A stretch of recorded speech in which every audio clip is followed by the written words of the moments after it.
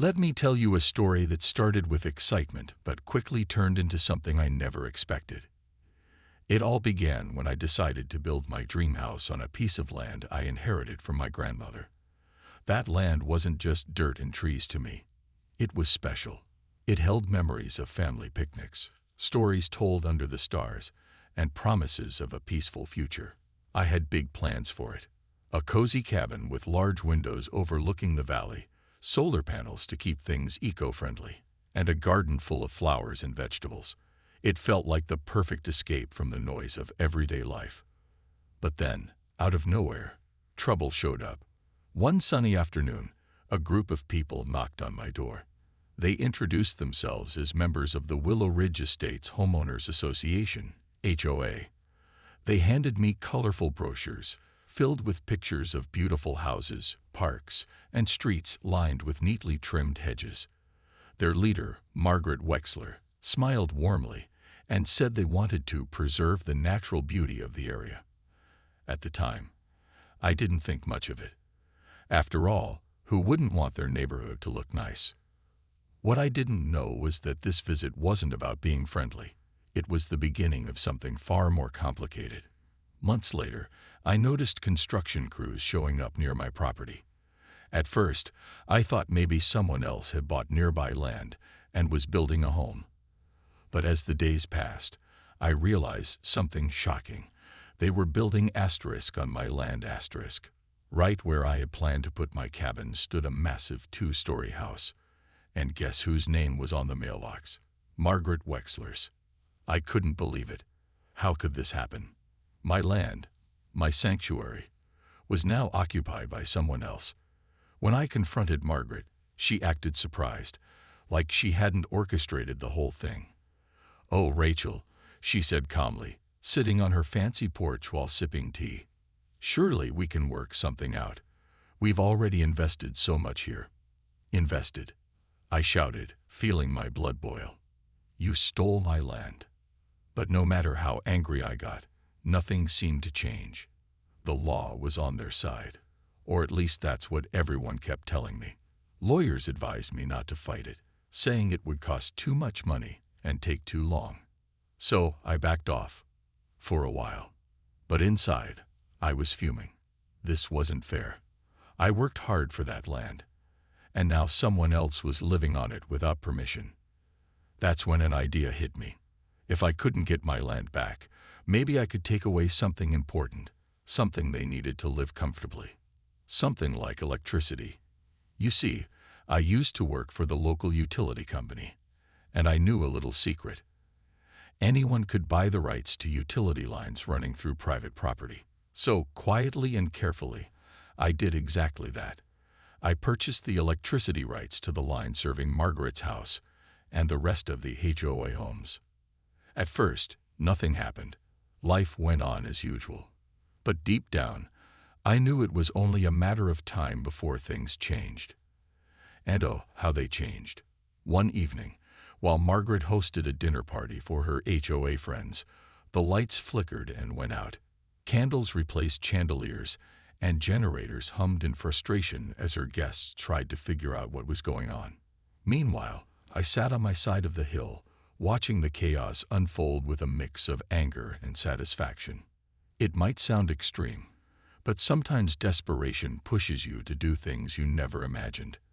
For years, I dreamed of building a life on that land, only to have it ripped away. Now, I was finally taking control, even if it meant playing a game I didn't fully understand yet. As the days turned into weeks, the reality of what I had done began to sink in. Cutting off electricity wasn't just about sending a message. It was about survival. Margaret and her HOA cronies had taken something precious from me, something irreplaceable. They didn't just steal my land. They stole my peace, my dreams, and my sense of justice. So when the lights went out in Willow Ridge Estates, I told myself it was fair. Karma, even. But as time passed, I realized that messing with power, literally and figuratively, was more complicated than I'd imagined. The first few days were almost comical. Neighbors wandered outside, flashlights in hand, trying to figure out why their homes were dark. Some blamed the utility company, others pointed fingers at faulty wiring. No one suspected me. Not at first. But then, whispers started spreading. People began piecing things together. The timing of the blackout, my history with the HOA, and the fact that I now owned the electricity rights. It didn't take long for them to connect the dots. Margaret was the first to confront me. She marched up my driveway one morning, her perfectly styled hair slightly disheveled, her face flushed with frustration. "Rachel," she said, her voice sharp but controlled, "this has gone far enough. You can't keep doing this." "Doing what?" I replied innocently, leaning against my doorway. "You know exactly what," she snapped. "The power lines. The blackouts. This vendetta of yours. It's unacceptable." "A vendetta?" I laughed bitterly. "You think this is about revenge? Margaret, you built your dream house on my land. My land. And now you're lecturing me about what's acceptable." She opened her mouth to argue but stopped herself. Instead, she took a deep breath and softened her tone. "Look, Rachel, I understand you're upset, but punishing an entire neighborhood isn't the answer. These people, they didn't do anything wrong." "That's where you're wrong," I shot back. "Every single one of you stood by while the HOA trampled over my rights. You let them redraw boundaries, ignore laws, and build wherever they wanted. Don't act like you're innocent." Margaret didn't have a response to that. She just stood there, gripping the strap of her designer purse, looking defeated.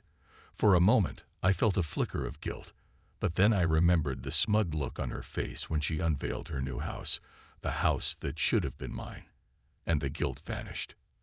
Things escalated quickly after that. Neighbors who had once avoided me suddenly became regular visitors, knocking on my door with pleas, threats, and even bribes. One man offered me cash to restore the power. Another promised to help me rebuild my cabin if I gave in. A woman carrying a baby in her arms begged me to reconsider, saying her child couldn't sleep without a fan running. Each story tugged at different parts of my heart, but I refused to budge. If they wanted their power back, they'd have to give me what was rightfully mine. But not everyone was willing to negotiate. Some neighbors grew hostile, accusing me of being selfish and unreasonable. Someone slashed my tires overnight. Another dumped trash near my mailbox. Every act of retaliation only fueled my determination. I reminded myself that they brought this on themselves. After all, how many times had I tried to reason with them before? How many lawyers had I consulted, only to be told there was no hope? Still, the tension between us kept building. Conversations turned into arguments, and arguments turned into shouting matches. The air in Willow Ridge felt heavier, charged with anger and resentment. Even the quiet moments felt uneasy, like a storm waiting to break. And then, one evening, the sky darkened unexpectedly. Clouds rolled in, thick and menacing, bringing with them the promise of rain. At first, it seemed like any other storm, but soon the wind picked up, rattling windows and bending tree branches. Lightning illuminated the horizon, followed by deafening thunderclaps. By midnight, the entire subdivision was plunged into chaos, not just because of the storm, but because of the choices we'd all made. I sat by my window, watching the flashes of lightning reveal the silhouettes of houses below. In that moment, I wondered if I'd pushed things too far. Had my quest for justice crossed a line? Or was this exactly what they deserved? The storm that hit Willow Ridge was unlike anything I'd ever seen. It wasn't just rain and wind. It was a force of nature, as if the sky itself had decided to intervene in our human trauma. Trees swayed violently, their branches snapping like toothpicks. Power lines sagged dangerously low, sparking and hissing in the wet air. The generators people had relied on sputtered and died one by one, leaving the neighborhood in total darkness. At first, I thought the storm might be a blessing in disguise. After all, it wasn't my fault the utility company couldn't maintain the lines. They needed access to do that, and I wasn't about to grant it. But as the hours passed, the situation grew more serious. Without electricity, Wells stopped pumping water. Sump pumps failed, flooding basements. Medical devices that required power, like oxygen machines and CPAP machines, were rendered useless. Even Margaret's fancy house, perched high on the hill, wasn't immune to the chaos. I tried to tell myself this was justice. These were the same people who had ignored my pleas when the HOA took my land. They didn't care then, so why should I care now? But deep down, I knew it wasn't that simple. Watching families huddle together under blankets, children crying because they were cold, and elderly neighbors struggling without basic necessities weighed heavily on me. For the first time since this whole mess began, I started questioning whether I'd gone too far. By morning, the storm had passed, but its aftermath lingered. Exhausted and desperate, a group of neighbors gathered at my door. Leading them was Margaret, looking nothing like her usual polished self. Her hair was messy, her clothes wrinkled, and there were dark circles under her eyes. She looked human, vulnerable. Behind her stood a mix of familiar faces, parents clutching sleepy toddlers, seniors leaning on canes, and even a teenager holding a flashlight. Their expressions ranged from frustration to fear, but one thing was clear. They weren't here to argue anymore. They were here to beg. "Rachel," Margaret began, her voice trembling, "we need your help." Her words caught me off guard. Help? From me. The woman who had spent months fighting against them, cutting off their power and refusing to compromise. I crossed my arms and stared at her, waiting for her to explain. "We've been trying to reach the utility company," she continued, "but they won't restore power unless you give them permission to access the lines. Please, Rachel. People are suffering. Babies are freezing. Elderly neighbors can't function without their medical equipment. You can't let this continue." For a moment, I didn't respond. I looked past Margaret at the crowd behind her. A little girl clung to her mother's leg, shivering despite the blanket wrapped around her shoulders. An older man leaned heavily on his cane, his face pale and drawn. Even Margaret, who had once seemed untouchable, looked small and fragile standing there in the mud. Part of me wanted to stay firm, to hold my ground until they gave me back what was rightfully mine. But another part, the part that still remembered what it meant to be kind, couldn't ignore the desperation in their eyes. This wasn't just about punishing Margaret anymore.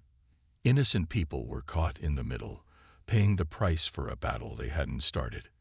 "What do you want from me?" I finally asked, my voice softer than I intended. Margaret hesitated, glancing at the others before speaking. "We'll redraw the boundaries," she said quietly. "Give you back your land. Whatever it takes. Just, please, let us fix this." Her words hung in the air, heavy with meaning. This was the moment I'd been waiting for. The chance to reclaim what was mine. But it wasn't the victory I'd imagined. Instead of feeling triumphant, I felt conflicted. Could I trust them to keep their word?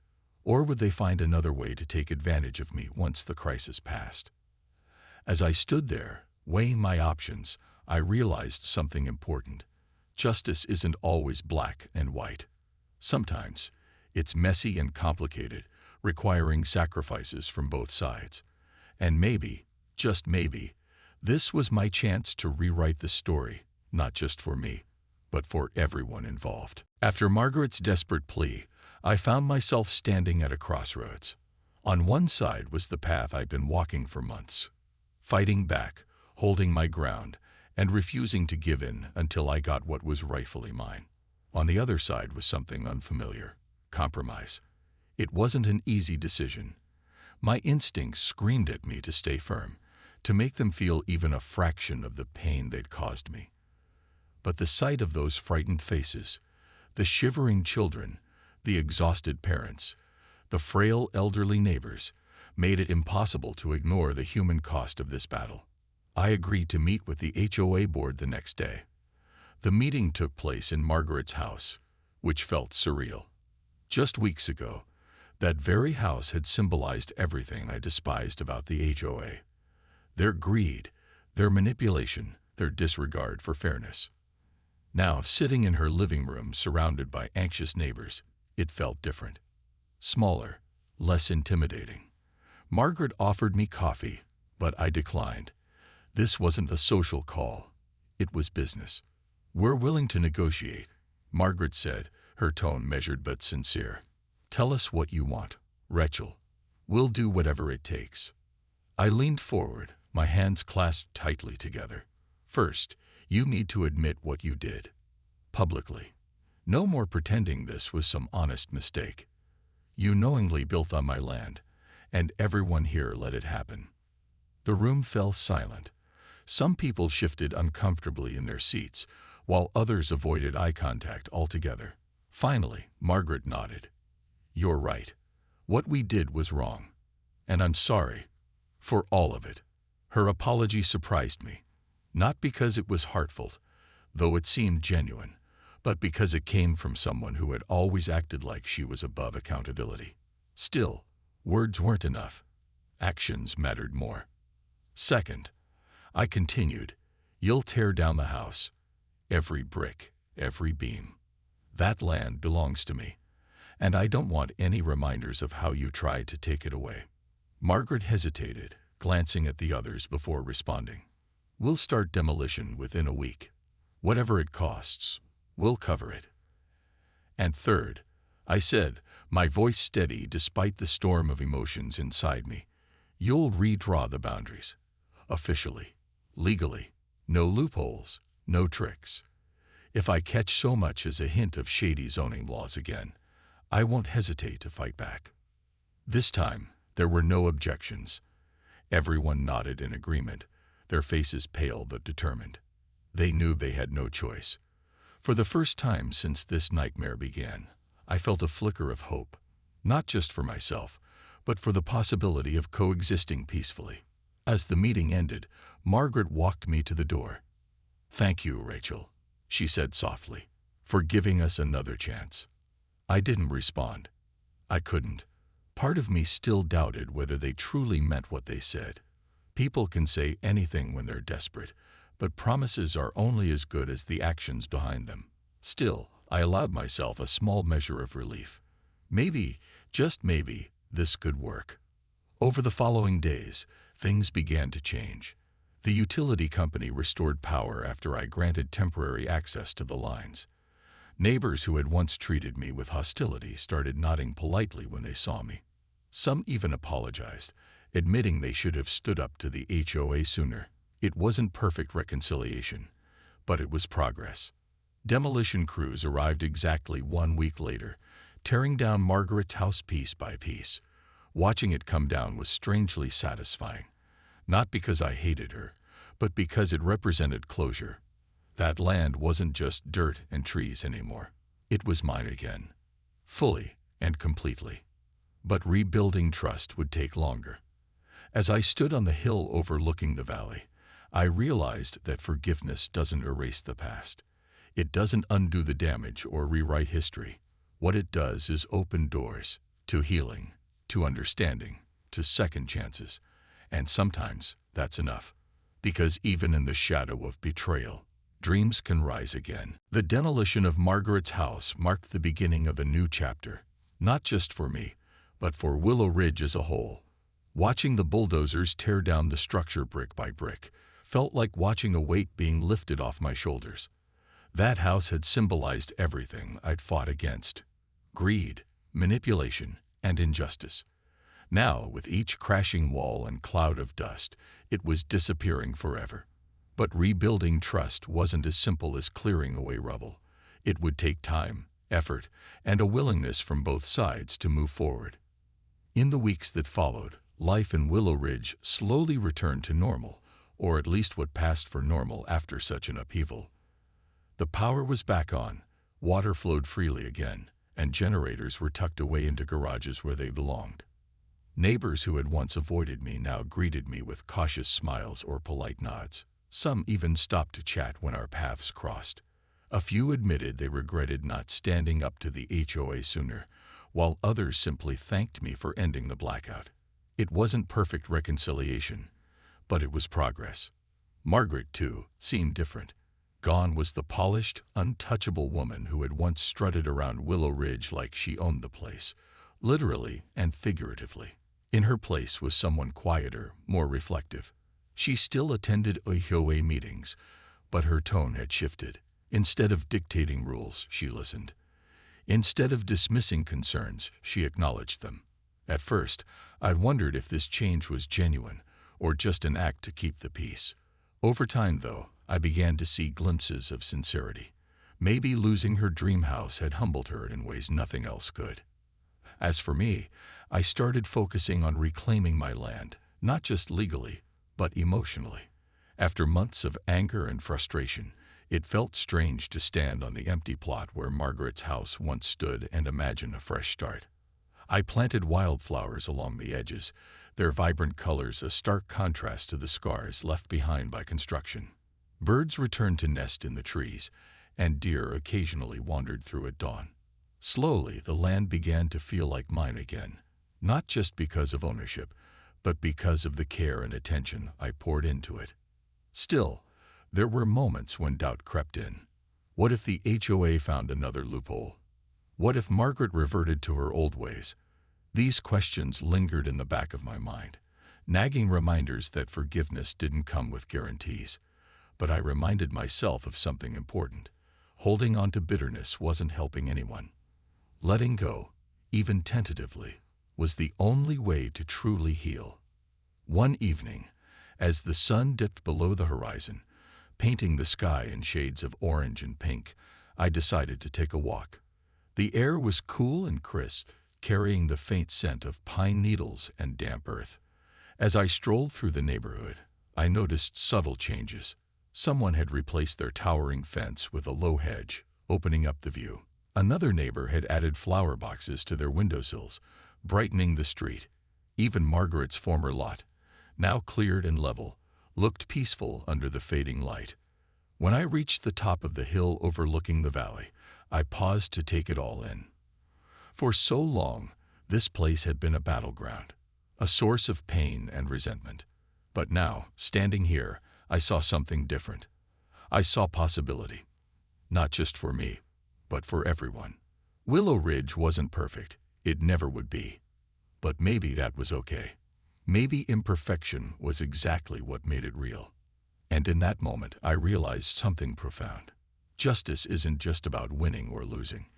It's about finding balance, about creating space for growth, forgiveness, and second chances. Because sometimes the hardest battles aren't fought against others. They're fought within ourselves. And when we win those battles, we discover something beautiful waiting on the other side. As weeks turned into months, Willow Ridge began to transform in ways I hadn't anticipated. The changes weren't dramatic. There were no grand gestures or sweeping overhauls. But they were meaningful. Neighbors who had once been strangers started talking to each other more.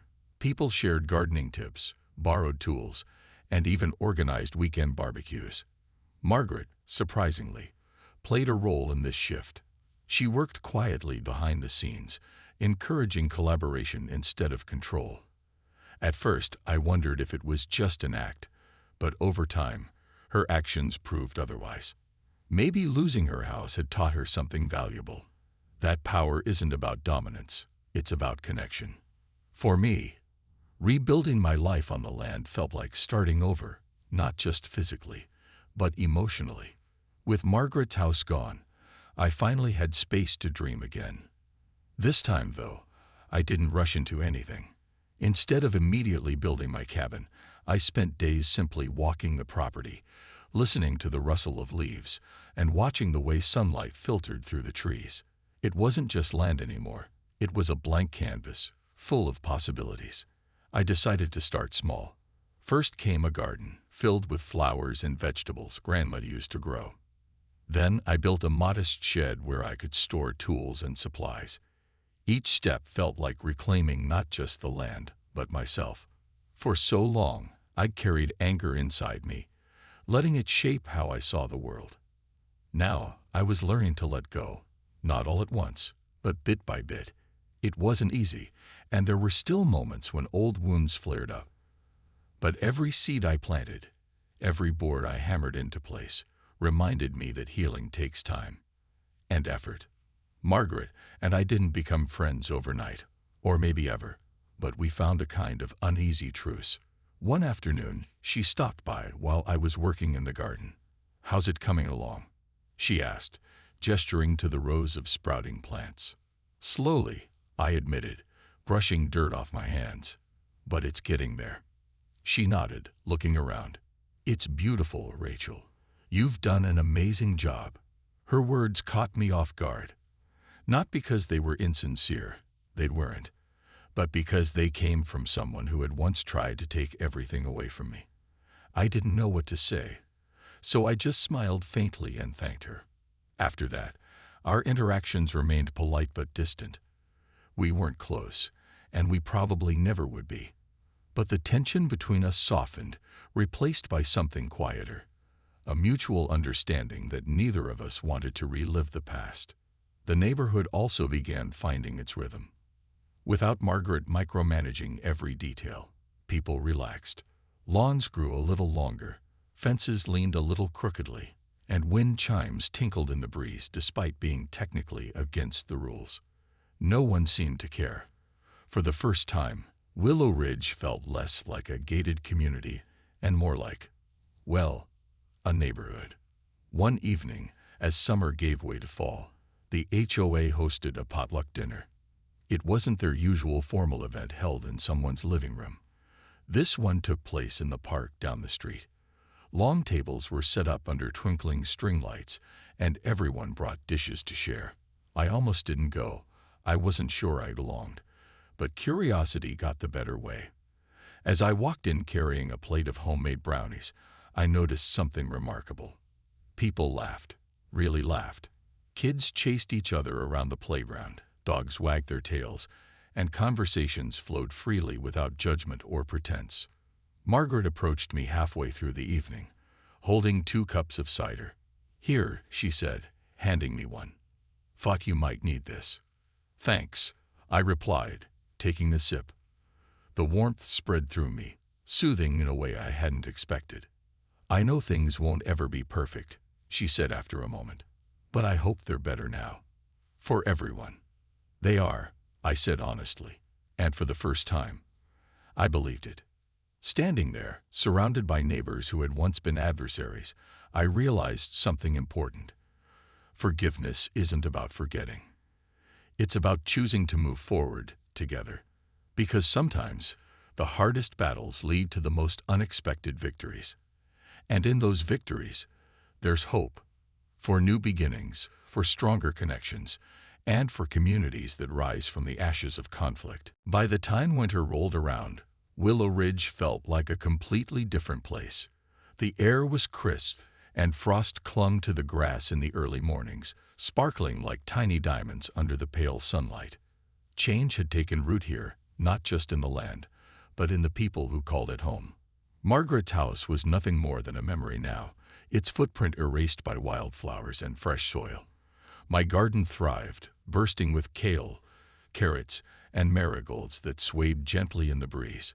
Slowly, I began building my cabin, the dream I'd held onto for so long, piece by piece, board by board. It wasn't grand or flashy, but it didn't need to be. It was mine. The HOA meetings became less about rules and more about collaboration. Neighbors shared ideas instead of complaints, working together to solve problems rather than pointing fingers. Margaret still led the discussions, but her tone had softened. She listened more than she spoke, encouraging input from everyone, even me. At first, I hesitated to participate, unsure if I truly belonged. But over time, I found myself speaking up, offering suggestions that others actually considered. It was strange, almost surreal, to sit in those meetings without feeling like an outsider. For the first time, I felt like part of something bigger, a community. One snowy afternoon, as I sat on my porch sipping hot cocoa, Margaret stopped by again. This time, she didn't come with apologies or explanations. Instead, she carried a small potted plant wrapped in burlap. "I thought you might like this," she said, handing it to me. "It's lavender. hardy enough to survive the winter. I stared at the plant, surprised by the gesture. "Thank you," I said finally, setting it down beside me. "That was thoughtful." She smiled faintly, her breath visible in the cold air. "I know we'll never be friends, Rachel. And honestly, maybe we shouldn't be. But I want you to know, I'm trying to do better for everyone." Her honesty caught me off guard. There was no pretense, no attempt to sugarcoat things, just raw truth. "I appreciate that," I replied, meaning it. As she walked away, her boots crunching softly in the snow, I realized how far we all come. Margaret wasn't the same person she'd been when she built her house on my land. And neither was I. We were both works in progress, shaped by the battles we'd fought and the lessons we'd learned along the way. Spring arrived sooner than expected, melting the snow and bringing new life to Willow Ridge. Birds returned to nest in the trees, and daffodils popped up along the roadsides, their yellow blooms bright against the green grass. The neighborhood buzzed with activity. Kids played outside until dusk, neighbors exchanged recipes, and someone even started a book club. It wasn't perfect. Arguments still flared occasionally, and not everyone agreed on everything. But it was real, authentic. That's what made it beautiful. One evening, as I stood on the hill overlooking the valley, I thought about how much had changed. The scars remained, the empty lot where Margaret's house once stood, the patched-up fences, the lingering tension between some neighbors, but beneath them, new growth was taking hold. Wildflowers bloomed where concrete once stood. Laughter echoed through streets that had once been silent. Even Margaret, standing on her porch chatting with a neighbor, seemed lighter somehow, freer. In that moment, I understood something profound. Forgiveness doesn't erase the past. It doesn't rebuild what's been lost or rewrite history. What it does is open doors to healing, to understanding, to second chances. And sometimes, that's enough. Because even in the shadow of betrayal, dreams can rise again. Mine did, and so did Willow Ridge's. Now, as I watched the sun dip below the horizon, painting the sky in shades of gold and pink, I feel a quiet sense of peace. This place isn't perfect. It never will be. But it's alive, vibrant, full of possibility. And isn't that what home is supposed to be? Not perfection, but potential. Not control, but connection. Not fear, but hope. Willow Ridge taught me that sometimes the hardest battles lead to the most unexpected victories. And in those victories, there's beauty for everyone.